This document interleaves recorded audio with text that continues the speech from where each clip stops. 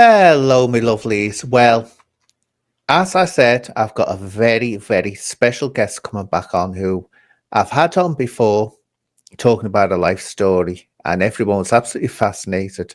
A woman, an absolutely beautiful woman, beautiful spirit, beautiful soul that I've watched for many, many years, and then I plucked up the courage last year to actually ask this person if they do alive with me. And was so pleased when she said yes, because she's an inspiration to me and she's an inspiration to many others. It is the wonderful Rajee Narinesingh. Hey, Hello, darling. Oh, I'm back, honey. I'm back. And how are my lovely English people doing? they're all well, they're doing it and they can get hold of. Let's put it that way. But it's Listen, lovely to have you listen, back. listen. We're like wine. We are like wine. The older we get, the better we are, the better we taste, We etc., etc. that's it. The only problem for me, Reggie, is no one wants to do the taste, and that's the problem I've got. It's like, Listen, I'm almost there too, oh okay? god. I'm going to be turning into vinegar Uh, soon. but anyway, Sweet Pea, we've all been I say I've been last time we tried to get you on again, didn't we? And just nothing would work, nothing would go right. I know. So I'm going to give the people a little laugh now. Let's tell them what just happened because it's funny. What happened was I set up this, getting ready to record this interview. And I'm there at 7 o'clock and I'm thinking, oh my God, what's happened to Rajee? Because I knew Rajee, you're never late for anything, and I thought, all thoughts was going through my mind. When you're trying to push out your mind, thinking, don't think negative. So I left your message and I said, I hope you're okay, but da, da, da, da, da. And then you sent a message back saying to me, oh, but it's only 2:40 or something like that. What it is, people, we worked it out. As the English here, the British know, our clocks in summertime go back an hour. Tell them what happens in America. And in America, our clocks spring forward an hour. So that's where all the confusion, because I'm like, what is this message? And you know what? It touched my heart because Uh, Anne was so worried about me. I oh, could yeah. tell in the message. And I'm thinking, I'm here. I'm ready to film. It's Yeah. 3:40. What 2:40. What are you talking about? So So anyway, it was anyway, when I go over to Florida, which I'm going to do, and you're going to show me all around, which you're all going to do, you've got no choice. I'm hijacking you for when I'm over there. I'll see all this business. But I've got to ask you something, Reggie, because I can't stop noticing it. What's that picture behind you, the painting with it's like a figure holding onto its ankles? What's that? well, I've always loved like very expressive, unique art. And Yeah. it is basically a picture of somebody, grabbing their ankles and they're kind of hunched over. And it was gifted to me by a good friend of mine who just decided that they wanted to give it to me. And there's actually a pair. I don't know if you can see a little bit off to the Yeah. Yeah. yeah, there's another one. So they're the pair, and I love them, and I always get compliments about them. And Yeah. the interesting thing, or really, it's a little sad. My friend, her son passed away Mm. recently, about like 2 years now. But those pictures used to hang in his room. Yeah. So it makes them even more special to me. So Oh, yeah, it would there do. you But go. they are they're eye catching. Let's put this. You've got to Yeah, look at them, haven't you? don't worry, it's not my butt you're seeing. Oh, Raji. Now let's get away from Raji's butt, right? Let's leave that for a minute. So, just to let people know, Raji, tell people very quickly because we've done your life story, and I'll put a link to us. Just let people know what brought you, well, what literally changed your life forever in a way that no one could have predicted, especially you. Okay, so you all may not know this, but I am a transgender woman. I know I look very cis, but I am a transgender woman. And so during my transition, like a lot of us trans women of a certain age, we went down the road of black market injections. And it was almost like a rite of passage. It was so common in the community. And I went to someone and I had the injections. I had them in my face. I started with my face because I figured, okay, that's the first thing people see. I'm not in Saudi Arabia or Afghanistan or something. So anyway, that's the first thing people see. And then I worked my way down. About a year and a half later, after my face injections, I had a horrible reaction to the injections. What was injected in me? Well, I was told that it was medical grade silicone, but it wasn't. And it ended up being a concoction of things. And so my body had a horrible reaction to it. And literally, it changed my life. I mean, I have been living with this since that time. And we're talking all the way back to like 2005 ish. So, um, I was fortunate enough. I was going around telling my story. My story went viral around the world. I was literally like all over Japan, Germany, all of Europe, South America, Central America, Africa, Asia. I mean, my story literally went global. And that led to me being on a number of shows around the world, or at least featured on about 35 different TV shows, actually a little more, about almost 40. And then that led to me being on reality TV, the show Botched on the E Network with the doctors. And I was on 3 seasons. And so I was able to have some corrective surgery. But I say all of that to say that I'm still dealing with this today, because when you have this sort of thing injected into you, it's not like, encompassed or in a, like let's say, a container, for lack of a better word. It's literally the stuff being injected into your skin. What happens is it mixes with your tissues and your nerves and muscles and all of that. And so it's hard to get it out, get all of it out. So even today, I still deal with what I call flare ups in my face. I recently was at my doctor here in South Florida, Dr. Martin, John Martin, who was the first one to help me all the way back in 2006, 2007. And he's been with me all the way up until now. And so I was at his office last week getting some injections because I recently had a flare up on this side, and it's starting to go down a bit. The injections seem to have helped. But I also deal with like my body, because I have the substance. Oh, who's calling me? A boyfriend. See, the men still like me, but I don't have time for him right now. I'm Yeah. talking to my Yeah, you're talking to Anne. yes, to all my lovely folks across the pond. So yes, I deal with it in my body. I mean, I have it in my breasts, my hips, my buttocks, and just recently, last month, I had a flare up in this breast, but that seems to be settling down. So I'm living with this. This is a chronic thing, and it's almost like sometimes I feel like I'm a ticking time bomb, because you just don't know what's going to happen in the future. So I just take it one day at a time, and I continue to do my activism. I continue to do my acting. I continue to do my hosting. I continue to put my books and my stories out there. I continue to be a board member for like 4 different boards, and I continue to be the reality TV personality that I am. We all know, don't we? And this is it, Rajee. I mean, it's the transformation it made in you, because literally you would have predicted that happened to someone, and you thought it for a while, that was it, your life was over. You'd never be able to go on with your life. But it's also, I remember seeing you, the first time I saw you was when you were on the Trisha show.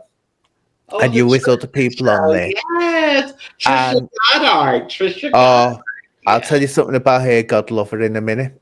What's happened to Trisha? But Trisha, you were on hers, and I remember you saying you just released your book, hadn't you, at that time? And you Yeah. said you felt like something meant this to happen, to Yeah. change you as a person.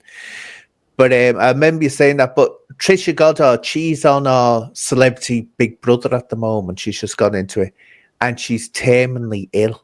And she's She gone in. is. Yeah, she's got cancer. She God. does. Yeah, so she's gone in because she said she wants to show people that dying doesn't mean you can't live. Isn't Oh, that a wonderful saying? Dying means you oh can't my doesn't mean you God. can't live. Oh my God. Yeah. You can bring tears to me, to my eyes, because Trisha was so good to me. I was Oh, on her she's lovely. show. I was on her show 3 times. I Mm, was on 3 times, and she was just so lovely to me. And I will never forget her. I mean, I think about her from time to time. I'm yeah. so sorry to hear about that. But I, it what I had it no idea. I had no idea. well, I don't think many people did. But we knew that was for a few years that she was struggling with cancer. That was obvious because she used to talk about it. But the thing is, Raji, where you turned your situation round and it became something immensely positive, what she's done, and it's so inspiring. She's gone in. She must have been offered, I don't know how many times to do the Celebrity Big Brother, but she's gone in and she's gone in to show just because someone, and there's must be millions of people around the world living with a diagnosis like that it's fatal. It doesn't stop you living. You can Yes. still live. And I think that is so powerful that it just said, it's amazing. And I always am, because I can tend to be the type of person when things go wrong for me. Oh, this is it. Woe is me and all this. Then something kicks in. And it's not that I don't become positive or anything like that. I just get this thing. This is life. Just get on with it. I didn't come into this world with an agreement that said everything will go fine. And maybe the point is that life isn't supposed to be easy to get through. And if it was, it'd be pretty boring anyway. But yeah, so And this is you know what, Anne? We live until we die. And that's it. and that's what Trisha is doing. Oh, And I'm just she's even more of an inspiration to me now hearing yeah. that. But Yes. that's it. She's not crying at all, and this is it, So Raji. She doesn't want people. She'd be upset if she saw you crying herself, I know because I cry because I'm so grateful to her yeah, that yeah, she gave me a platform, and yeah, this is before reality TV, and she was one of the ones that gave me a mm, platform. She saw my light, and she wanted to show people and tell people about my story, and so I think I kind of cry with gratitude, yeah, tears of gratitude, yeah, and I'm yeah. so happy that she's gallantly living. I mean, she's Oh dealing yeah, with the situation in a gallantly kind of way. So, yeah. But yeah, I know this has been going on and off for years. She's had it, and it's just come through now. But she said she was on seeing her going into the Big Brother house. It only started yesterday, if I remember rightly. Just started yesterday, and so she's in there. And good luck to her. But that's absolutely amazing, the attitude, and that's what I absolutely admire about people when they do turn it around, and say, this is it. I'm going to do it. But getting back to you, my darling, my beautiful, precious one, getting back to you. Now, oh, come on, you waggle them, go on, you waggle them around. You've got, as I say, flattery will get you everywhere. you've got them, you show them. But anyway, now, last time we spoke in more depth about your life story. Now, people want to hear that. I'll put a link to that interview I did with Rajee, with other links to the work you do as well. But this is about what this is going to be about as well, is what's happening in America at the moment and what's happening in the UK at the moment, which I know you've been speaking about, because sort of very interesting video, which I'll put a clip up, where you and other trans people were talking about the issues that are faced today. Now we are in the backlash. Things are changing. It's one step forward, 10 steps back. Things are getting scary. So Yes. what do you see? Because we hear one thing in the UK, but you've got to be careful with the UK media because it tends to be very twisted and it Yeah. follows a narrative. Yes. So from your point of view, what's happened in America? Well, in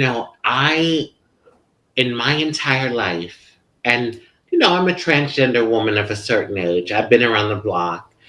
I have never seen politics become this hateful. It has turned into literal hatred. And I feel that in our last elections, which was in last November, the presidential election, people literally, a lot of people chose hatred over humanity. Because these people now that are in charge, they are not for everyone. They are for a certain demographic of people. Someone like me isn't a human being to them because literally based on their actions, they're trying to take away, not trying, they are taking away our rights. And every human being, I don't care who you are, every human being is born into life and we have a birthright to be here. And no one is better than anyone else. And I made a comment the other day, and you commented on. I did a post, and you commented on it, and you had me cracking up.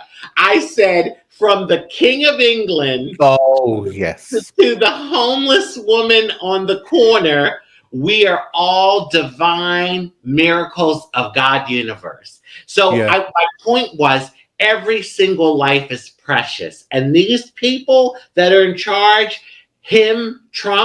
President Trump, I hate even saying president, but President Trump and his cronies, I call them, they don't see people like me as a human being, a full human being that's entitled to my basic civil rights. Black and brown people, that they're doing things against people of color. I mean, when the president of America says, oh, South Africans can come over, South Africans of European heritage, that speaks volumes to me. And when you're trying to take away diversity, equity and inclusion programs, DEI programs, they've taken that away. What are you saying to people of color when you take actions like that? So it is just deplorable to me. I think he's a bully, and I do not like him. I don't like him. I think what it is from the English perspective, because we've got our own nightmare called Keir Starmer, who is an absolute nightmare, and he really is. I mean, people are getting put in prison for making tweets. He's a total megalomaniac despot who's now. There's a difference between, someone saying something inflammatory that it really is going to cause harm or hatred. That's one thing you have to deal with that. But people were being put in for stupid things, and it's just like, going into too much detail,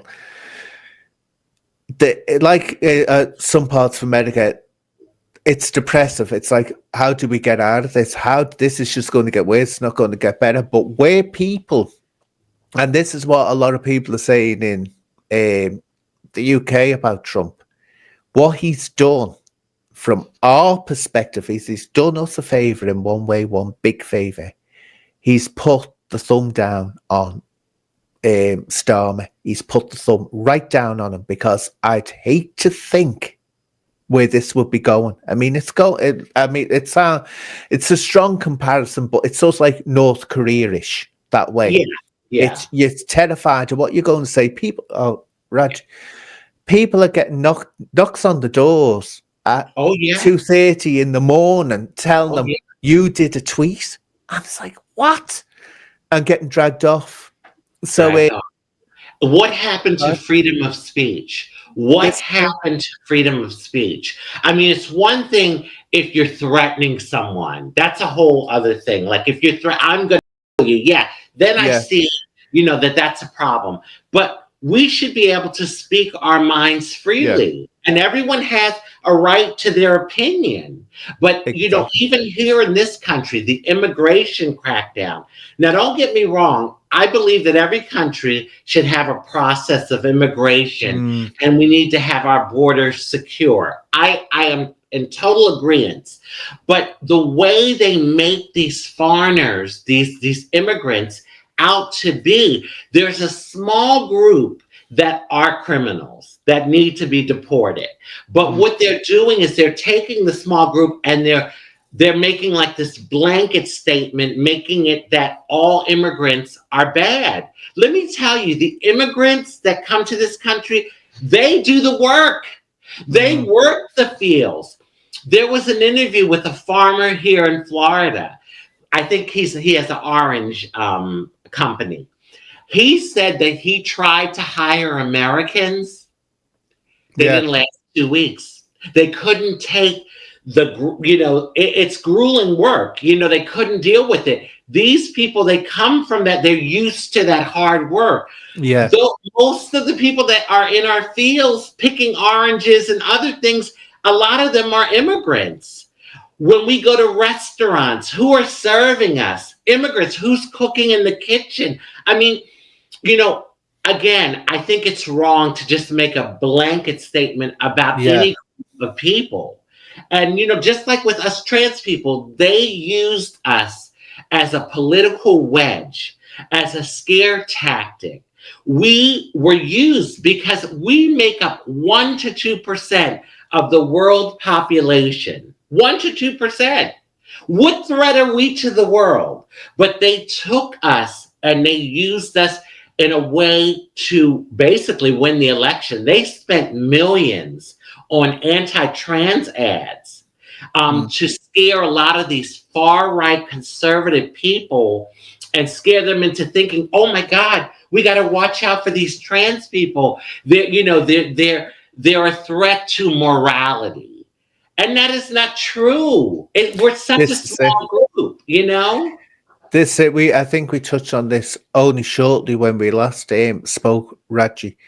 What it is I always say the blame actually, or what can cause the bad publicity, is not on the whole trans people themselves, vast majority of trans people.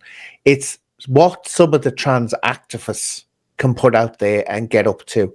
And we've touched on this, as I say, when this whole debate, of trans women in sports, should trans women be in female sports? Yes. Well, I'm sorry, my view is no, because no matter what happens, you've still got a bigger body mass, you're still stronger. Because I knew this is going to cause trouble, and it doesn't need to. Yeah, and this is the thing, and before I forget, there are only 10 trans athletes playing. 10. All right, and they took this hot button topic. Listen, most trans women, we don't even like sports. We don't want to play, but they took the hot button topic and they used it and said, we can't have men playing with our girls. That's basically how they framed it. And so I also think it's very individual, because let me tell you, someone like Jazz Jennings, I don't know if people are familiar with her. Yeah. She transitioned. Well, she started her transition before male puberty hit. So someone like her, I think, could possibly be on equal playing field with the other females. But then you have like the athlete from, I think it was Penn State, that was like 6'4". And so, in that instance, yes, I see it. But the problem is, most of us probably on the average are stronger than most women, but we're Yeah. not as strong as most men. Yeah. So like we're in this middle zone.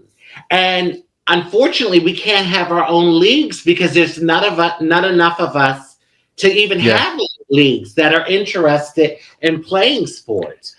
Serena Williams, I can almost guarantee, who is a cisgendered woman, is stronger than me. I can almost Yeah. guarantee.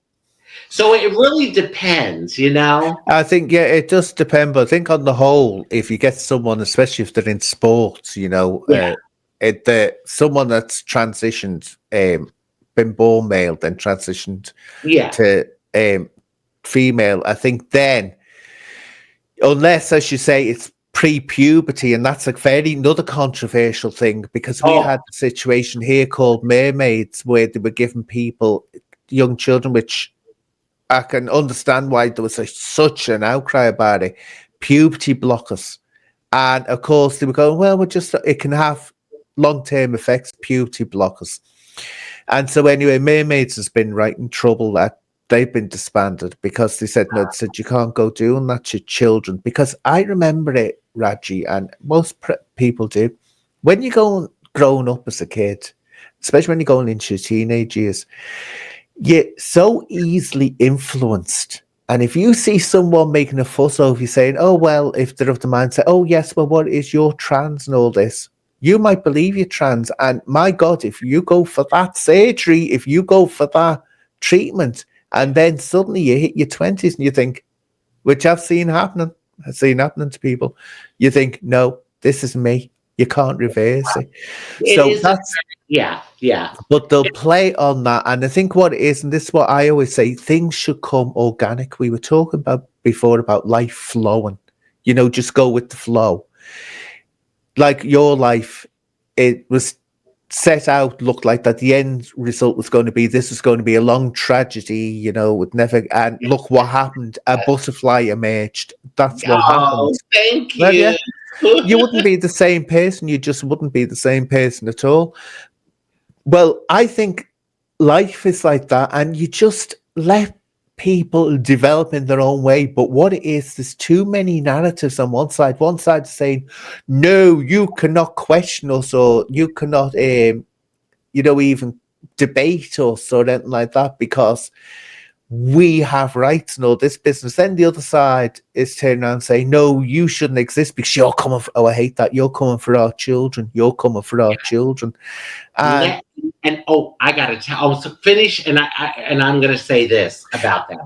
And I always say to people, don't worry about trans people or anyone else coming for your children, because I tell you now, you've got a good habit of screwing them up yourselves. Which, as happened, said, you screw your own children up without anyone else having to come forward. Hello, Yeah. And this is what I want to say about that. Statistically, who are the child molesters? Yeah. 9 out of 10, it is a cisgender, heterosexual man who has put himself around children, priests, teachers, coaches. You don't hear transgender women molesting, or transgender people for that matter, molesting children. Statistically, I mean, people need to think and do their own research instead of listening to like the media all the time and the hype and what they decide they want to, push.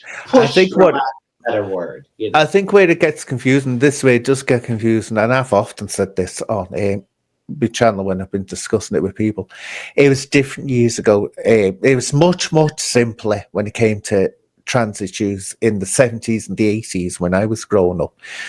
Back then, Rajee, no one would be considered a trans woman or a trans man unless they went for reassignment, and unless they at least tried to appear as if they were what society sees as being a woman. That was the only way people would say, well, yeah, or transsexuals used to say then.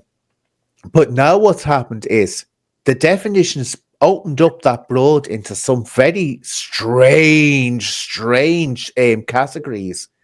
It looks like a mental illness has taken hold and says, oh, I'm transgender. And horrible The way pictures. And you said that. You're oh, like, oh, I'm transgender. I'm trying to, and it's like, but there's something, they just come across I hate using this terminology, but I can't think of anything else.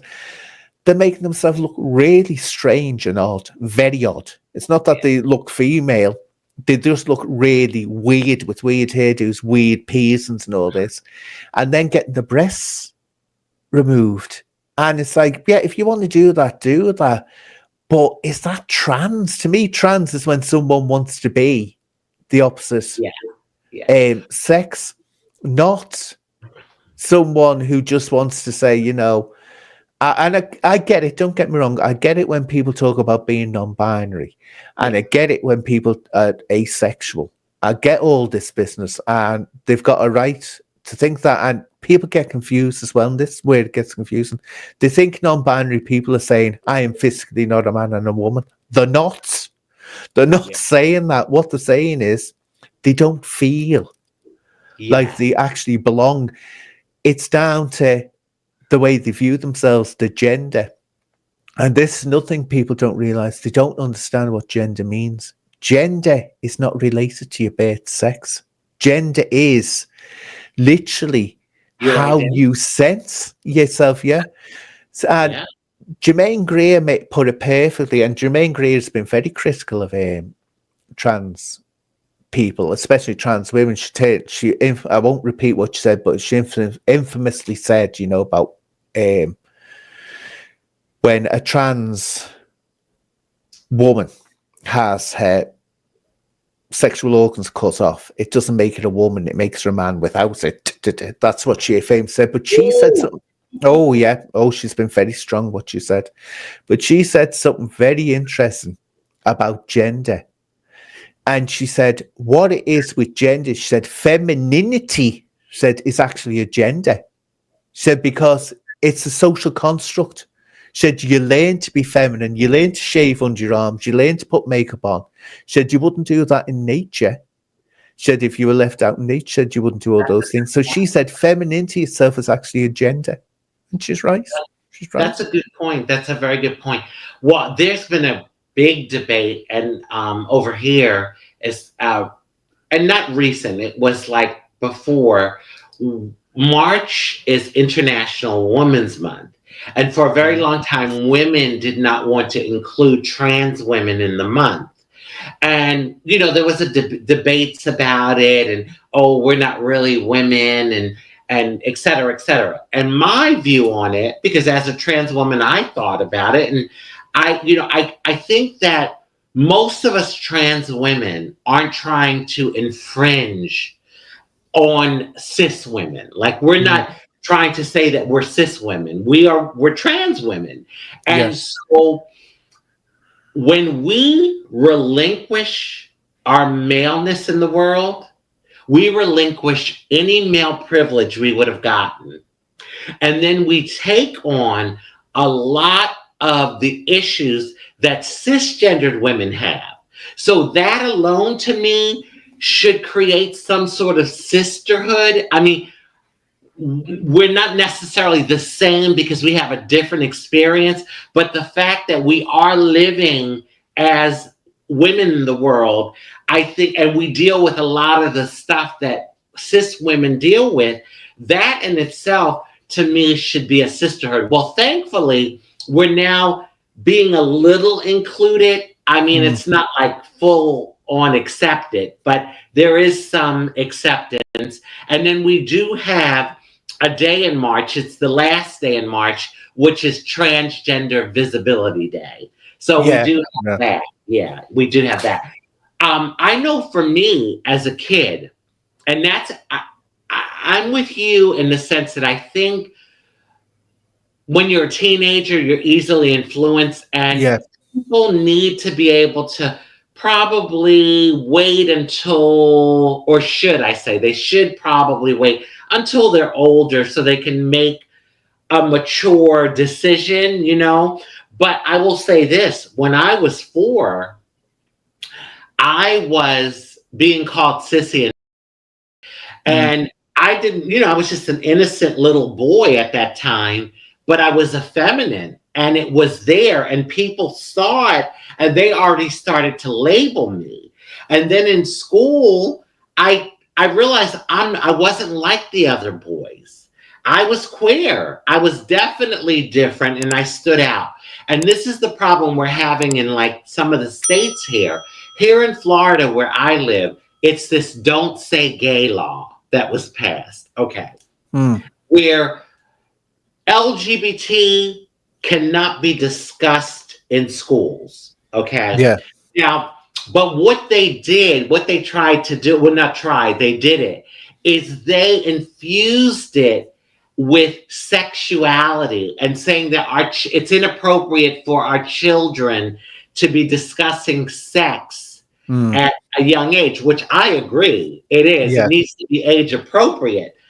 The problem is for a queer little kid going to school, if you can't talk about like at least identity and like respecting the differences, what it does is it makes that kid more ostracized. Yeah. So, you know.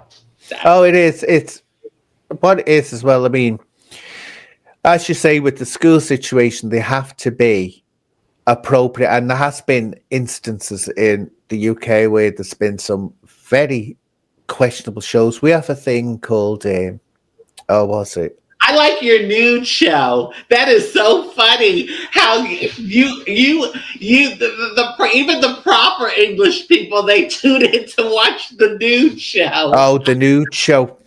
Now I must admit, I haven't. See, I'm different. I'll always be different, Rajee. I'll always be different. Anyway, no. What is we had? I don't know if you do have it in America. You had it. It was drag story time. Yes. Yeah, drag queen story time. Now that caused a big rumpus because what it is in the UK, a drag queen is someone that is very crude and very sexual, and for adults, really, you go to see them in nightclubs, and we always associate them with crude sexual remarks and things like that, innuendo, which the British love sexual innuendo. Yeah. You never say it, you just imply it. But and I used to always be thinking, well, why, if they're talking about acceptance and diversity, are they talking about drag queens? Because a drag queen isn't a sexuality. It's not an identity. It's an act. It's a man putting on a dress and a wig. It's not someone that's transgender. It's someone we have pantomime dames, and you don't have them in Americans. You have pantomime dames, where we have this Christmas show. We have Christmas shows, and a man will dress up really loud and bright as a woman, and he'll be one of the ugly sisters in Cinderella, or he'll be a character in Aladdin or something like that. Mm-hmm. So we always, and it's like saying that a pantomime dame is a sexuality, and that's where it gets, and I can understand why people get wound up by it, because they think, is that appropriate for little kids when it's imbued with sexuality? And that's I think the lines are blurred there. It can be blurry or very murky when you talk about that. I know here in America there are some drag queens that are very sexual and all with innuendos and stuff. But then there's drag queens that just perform a number and sing and that sort of thing. When I think about drag, because I know we do have some trans women that do drag here, but a lot of them are like gay men that do drag. All right. I think of an artist because they are most of them are extremely talented to be able to get up and perform and all. There was a post done here because it was a big controversy with the children being exposed to the drag queens. And there was this post of young children at a football game, and the cheerleaders were dancing, and they had the short, coochie cutters on, and their breasts were out, showed like their cleavage, and they were doing all this sexual stuff. dancing, and it could be the same thing. I mean, what is really your intentions when Yeah. you call out and say drag queens are inappropriate for children to be around, but it's okay if we take Exactly. the kids to a game and Yeah. have these cheerleaders dancing all sexual. That's You what know, it should yeah. be across the board then, you know. That's So exactly it, Reggie. You've said what I said. Remember, I said before that you don't need other people to ruin your children because you do a good job of ruining themselves. It's like you yeah, get people giving out about a drag queen or whatever twerking, but yeah, they'll let the children watch what is highly sexualized yeah, singers and people on television that we would never have been allowed to watch when we were younger. My God, that would have been switched off right yeah. away. They would And have told you to go to your room or go out the room. Because yeah, I remember my parents telling my sister and I that sometimes, like, you all need to leave the room, you oh know? yeah. Oh, Rajee, I see things now, I do, and absolutely horrifies me. You know, the way especially young children talk with the parents, and always sends me this cold. It's different when someone grows up, but when you hear a parent turn around saying about a young child, someone that's about 12, 13, and they say, it's not like my child, it's like me best friend. And that just makes me go cold, say, no, it's not your best friend, you're the parent. You're the Yeah, parent. Wait yeah. until you're growing up and your child's in the 30s. Then you can say it's my best friend because you're Yes. both adults then. And this is it. But it's just absolutely madness. But yeah, we are watching with great, great interest what's happening in America. There is a lot of interest here. I have a question for you. Yeah.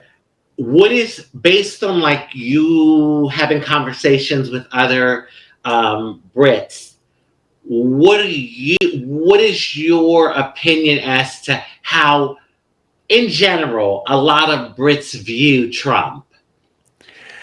I'd say it's a split. It's a definite split. There's some that see him as being a breath of fresh air and he's going to put the world to rights. There are a lot of people that see that.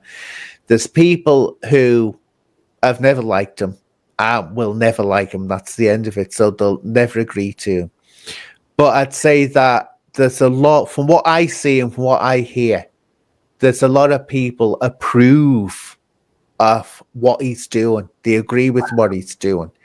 And that's only because, as I say, Rajee, it's because the situation in England, we're really in a bad way here, and we've got to get control of the megalomaniac we've got as a prime minister. Not just him. Giving the perfect example of what's just happened, and it's just getting ridiculous. It's getting totally ridiculous, and the country could easily spill into anarchy eventually. We were supposed to be having an inquiry into, or 5 councils were having inquiries into what are called grooming gangs. But you can't say now Pakistani grooming gangs because you'll be accused of racism, but they are Pakistani grooming gangs. We know they are. And God knows how many young white girls were preyed on by them for years, and it was covered Really? up. Oh, it was covered up. Rochdale, loads. And it was covered up by the police because they didn't want to offend the Pakistani and Muslim communities. Well, anyway, they could only contain it for so long, and then it blew up. And we had a big inquiry into it, the independent inquiry into child. And that came down with recommendations. Well, Labour were asked to hold another inquiry because it was still things were unresolved. And they said, well, what we'll do, we won't hold an inquiry, but we'll let the councils themselves hold the inquiry. Now they've just backtracked on that and said, oh, no, we're not going to do it. Why? Because everyone knows Labour is absolutely desperate. And the only way they most probably got in last time was because of the Muslim vote. Now, I'm not against Muslims. I don't care. But what I'm saying is you can see, if you watch Storm and the others, the kissing up, they're introducing an Islamophobia law, which people are seeing as, a lot of people are seeing as, I say, I'm not saying that everyone sees this, I'm just saying some are, as a blasphemy law that's being introduced. to protect Muslims. So when Trump got there, straight talking, totally the opposite of Starmer, who's I'd describe as being far left. You've suddenly got someone that's you could describe as being far right. It's bouncing the scales. I think if Biden had got in to power in England, in the UK, I should say, not just England, Britain, it would be a hell of a lot worse for us now. But Starmer knows he's got it because you've got the most powerful president on the planet next to Putin. You've got the most powerful prime minister on the planet.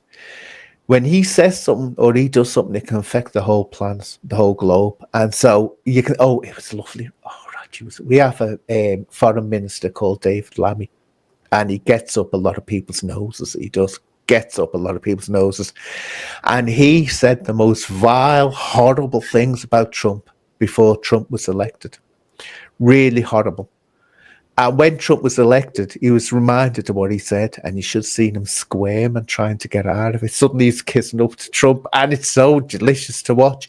So I know in America, people have this image, but a lot of people, I couldn't tell you the statistics, do think, oh, it's great. It's great for the British. That's what they think, that he's there. I was wondering about that. You know, it's one thing to be a strong president. I think what is hurting me so much is that this is a man that is hateful against certain demographics, and he's doing things against certain demographics of people. Yeah. Removing DEI. What was DEI put in place for in the first place? Because of the hundreds of years of slavery that existed. And then after slavery ended in this country, we had another 96 years of Jim Crow. With the segregations, you can't drink from this water fountain, you can't use that. I mean, systematically, the country was built on slavery and racism. And so I'm not saying everything is a racist issue, by no means. I'm not saying that. But I'm saying the reason why DEI programs were put into place is because of that. And the reality is, let's face it, I mean, there's still a lot of racism in the world and prejudice, and we deal with it in this country. And if you have DEI put into place, it kind of makes it a little bit of an equal playing field, not a complete equal playing field, but somewhat of an equal playing field for people that weren't born on, because life is not fair. No, it is not an equal playing field. We don't have true equity and equality for all people, and that's just the reality. And let me just say this. The interesting fact about DEI is, what group of people do you think benefited from DEI the most here in this country? In your country? I would have thought the officials that were running it. The officials. White women. White women. Because under DEI, women were included in that, because, women have had to fight for equal footing. I mean, they're still fighting for equal footing. And when I say they, meaning cisgendered women. And so then after that, it was like the LGBTQ community, and then the disabled community. Last were the Black people, the Black community. They were the last to benefit from the DEI programs statistically, okay? And so, I just feel like when you take away something like that, based on all the history of what this country has been through, the message speaks volumes to people of color and other people, disabled people and women and all of that. But Kamala, I heard people say, and she did an election to me it was a brilliant election in only 107 days. That's all she had was 107 days, because Biden stepped away and said he was going to let her run 107 days before the election. Okay. Meanwhile, Trump had been, campaigning for years, since when he, ended his presidency in 2020. So the qualifications that she had, I heard people say, well, I don't know if she's quite ready. I don't know if she's quite qualified. And I was thinking, if a man had these qualifications, it would have been no question, because she was district attorney of San Francisco. She was attorney state general of the state of California. She was senator of the state of California. She was vice president for 4 years. What more experience do you need? And I believe that a lot of misogyny and racism, coupled with racism, played into the fact that people just weren't buying it. They weren't going to vote for her. I think what it is, Rajee, as well, is that it's when you come to, we have here again, it's just happened here. We've got a police force. Oh, good God, the West Yorkshire police, they're absolutely the biggest joke in the country. I've said this for years. I said, did they ever actually get anything right? They're one of the ones that was hit with one of the grooming scandals. But they've just said now, it's came out today, they put out an advert and they want to recruit only BAME people, if you want to say that. They're banning whites, or they don't want whites to apply for it, and it's caused a huge kickoff. And I know, see, I wouldn't mind, Rajee, if when they're doing this, they were doing it for, the right reason, but it's not. It's to tick boxes, because I tell you now, the reason they're not getting, let's say, black people into the police forces is because, one, black people aren't attracted to the police forces because they don't have a good image of the police. But not only that, when they get into the force, if any of them face racism, it's like if you face homophobia or anything when you get in the force, the whole system comes down on you to silence you. So so the reason they're not getting the people is because people don't want to work for them. And sometimes you have to accept, look, it's just not the type of job that these people want to go for, and that's it. You just have to accept it. But don't get people into that job and then bully them to hell if they say that they're facing problems in the workplace, which is what's happening. But I'll have to start. We've got 7 minutes left, so I want to get on something now.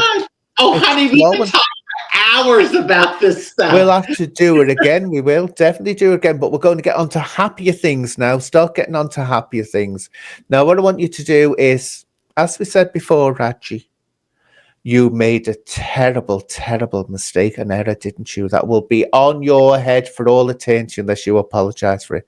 Now, I want you now to say to the British people, and especially our wonderful, gracious King Charles III, I want you to apologize for suggesting that he only was monarch of England. Come on, apologize now to the English public. Here we go. Here comes Rajee's apology for absolutely slanderously suggesting that our king only ruled over England. Oh my goodness. Oh my goodness. I am so sorry that I left out all the other countries. Let me tell you, that it's almost like, something is known without even saying it. Like, I kind of just assumed that it would be, people would just know that, like, the British royal family actually at one time ruled a lot of the world, most of the world.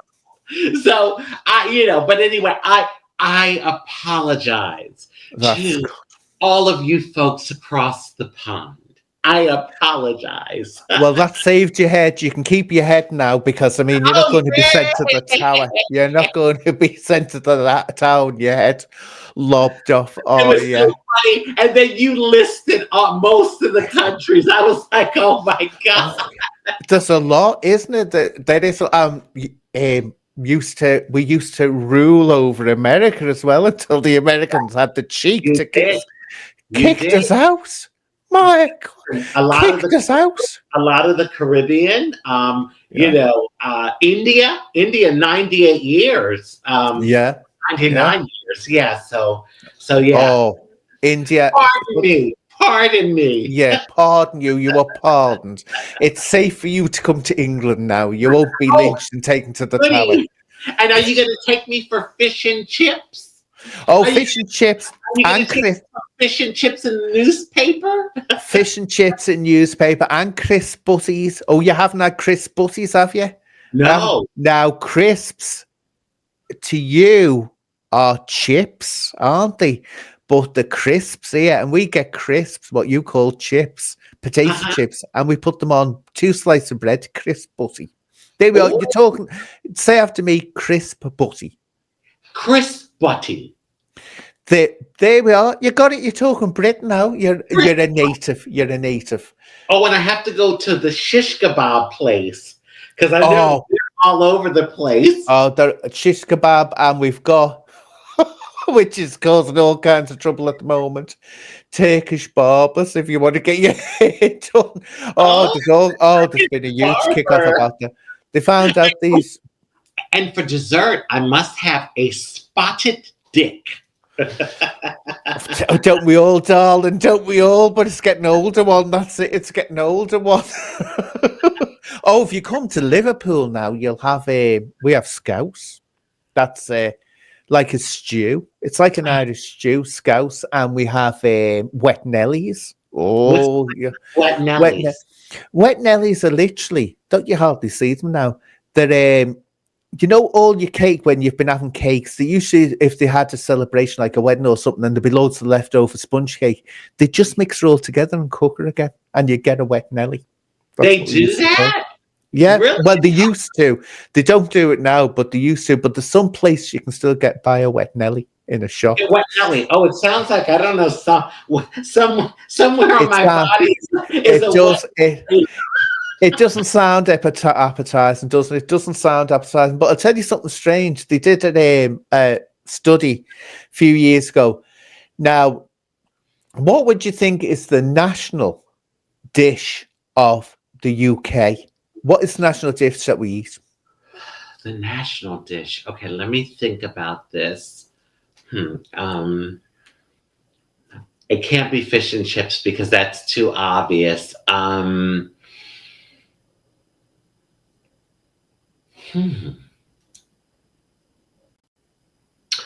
stumped. I'll tell you. Most people would turn around and say roast beef dinner, right? Roast beef is the big thing. It's not. It's actually, get this, curry. Curry? We eat more curry. We eat more Indian curry per head than any other meal. So literally it's curry. But anyway, Rajee, we're coming up to winding up time now, and we'll have to do this again, definitely, because it hasn't been long enough. It's just it was an absolute pleasure. And you know what I noticed too? It's funny with the curry. I noticed there's a lot of Indian restaurants as opposed to Chinese restaurants. Yeah. Here, there's like a Chinese restaurant all everywhere you look. You know, it's big thing. But we've got a minute left, and I want you to say goodbye to all your fans in Anland. It has been an absolute pleasure. I want to thank all of my wonderful supporters across the pond. I wish you all love, happiness, peace, good health, prosperity, and many wonderful blessings. And don't forget the Rajee-licious. Oh, the Rajee-licious.